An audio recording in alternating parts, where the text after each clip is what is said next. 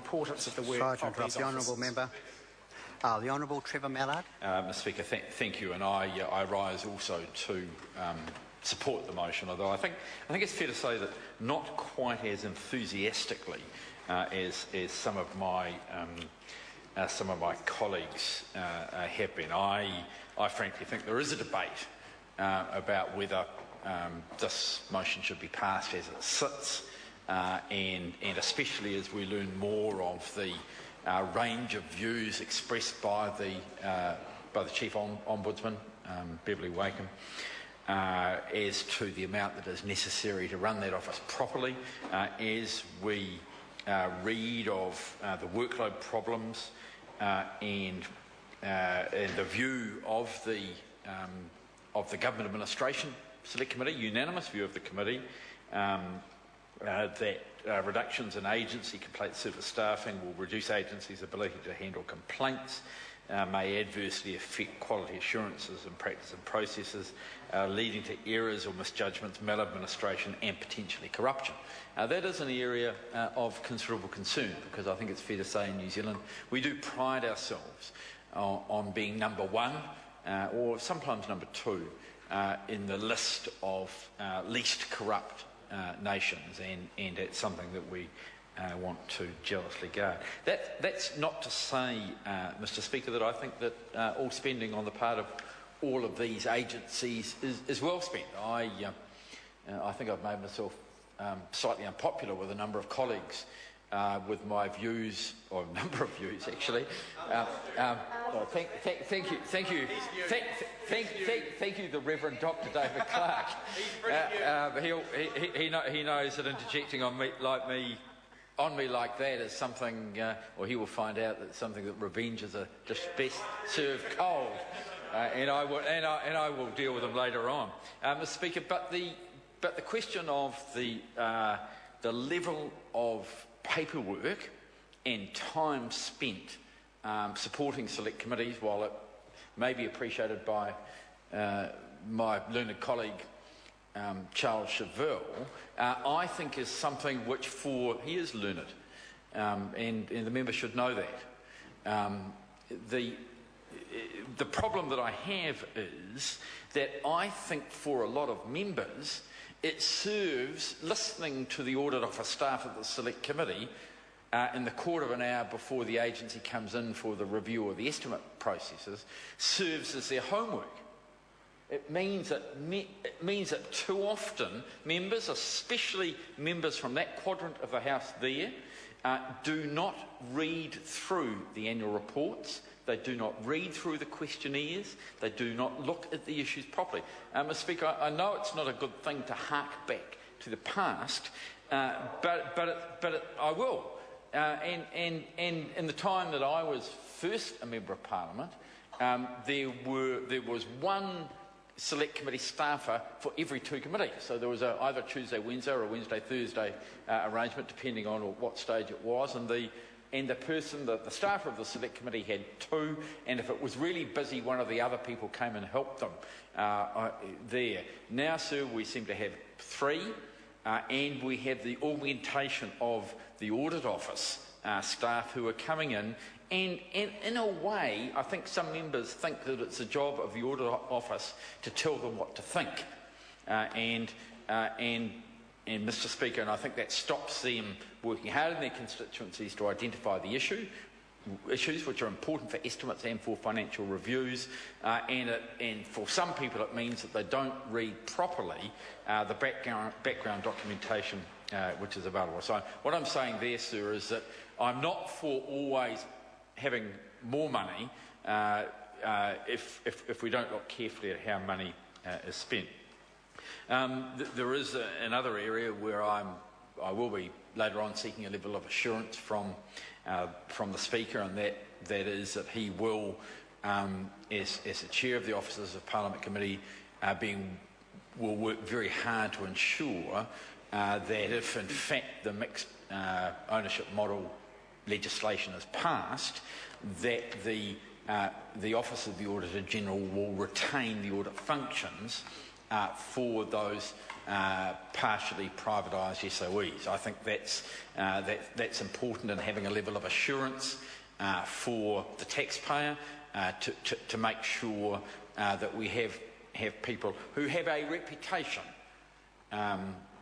which I think sits above auditors generally, who have that reputation for understanding what the public interest is, involved on a continuing basis, and I would be opposed to any reduction in their authority and their ability to investigate. And I might also say, sir, that and it goes more to the Ombudsman, that I will be strongly fighting to retain the right of the Ombudsman to become involved in both Ombudsman cases and Official Information Act cases with regard to the partially privatised SOEs.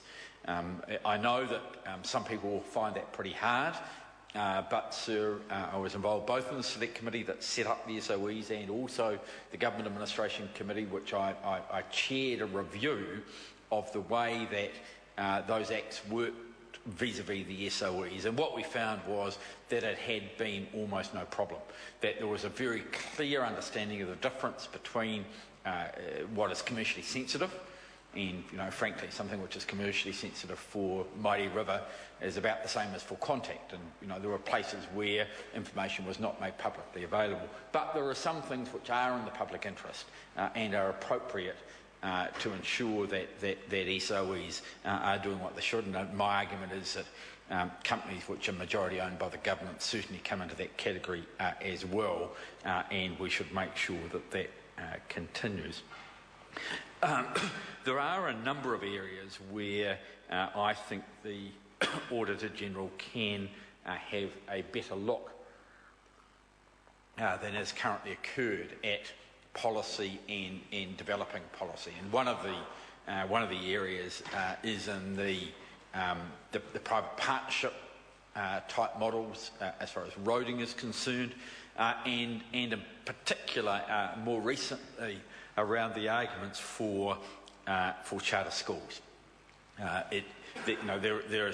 There is an enormous question in my mind that goes to value for money, and it says, why should we be building new schools and different schools using some private financing system when in fact that money could be better applied to improving the schools that we've already got? Now, I think, as many of my colleagues know, and some people have been involved where I've been reviewing schools in the past, I'm certainly not of the view that everything should always stay the same.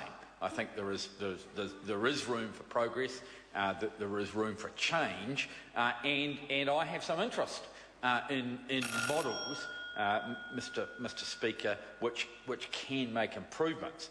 But what does appear to be the case is that there is a fixation on the part of this government, which should be checked by some proper authority with an ability to make recommendations to this House around whether in fact these new models get excuse me, Mr. Speaker, get proper value for money, and I would support that. And I note that the Honourable Maurice Williamson, I understand in the not too distant future to be the Right Honourable Maurice Williamson, is sitting in the front row of the government benches. And what I'm very keen on, Mr. Speaker, is that whoever replaces you in your role when you move to your new abode, Mr. Speaker, is slightly more aggressive with the Minister of Finance and engages the team of the Officers of Parliament Committee more in ensuring that the organisations for which you are responsible get the money they need to properly do the job. Now, this is, I don't want this to be seen as any sort of reflection, but I think it is important that when a parliamentary select committee is doing a job, as this committee has done, that they have the full facts, and that we don't have officers of Parliament coming with pre-arranged amounts to the committees. We need to hear what they say and what they think, Mr Speaker. I will support this motion, sir, without much enthusiasm. Members, this debate has concluded. The question is that the motion be agreed to. Those of that opinion will say aye. To the contrary, no. The ayes have it. The proposed address from the House of Representatives is available on the table of the House. The question is that the address be adopted. Those of that opinion will say aye. To the contrary, no. The ayes have it. Call on Government Order of the Day number 3.